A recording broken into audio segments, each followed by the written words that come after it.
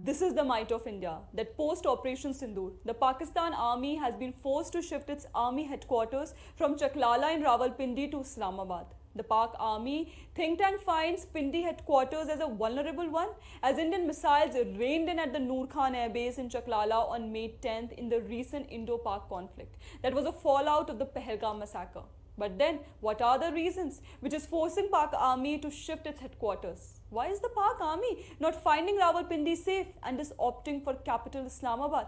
One easily remembers how even talk of shifting of Pak Army headquarters has always been linked to a military coup and the commencement of martial law. Pakistan has been more or less been ruled by Pindi, and Islamabad has only come to the fore in case of martial law.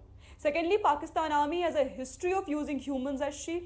It clearly knows that all the embassies are located in Islamabad, and shifting the army headquarters in close proximity to these embassies will ensure a safety net for them, as any attack on headquarters would have to be done with pinpoint precision, as chances of collateral damage can be very high there, and any damage to these embassies will work to Pakistan's advantage at diplomatic levels. But the biggest strength in Operation Sindoor has been India's indigenous Indian regional navigation satellite system, which has worked to the great advantage of India, aiding the Indian military for precise attacks on Pakistan Air Force bases. The devastation in the Pakistan Air Force bases was for all to see. Even the Pak Army chief, Asim Munir, was forced to hide in a fortified bunker when Indian missiles barged into Noor Air Base in Rawalpindi. Conceived in 1999, the Indian Regional Navigation Satellite System came following the war in Kargil, during which India's military could not use the American Global Positioning System in the conflict zone. Since then,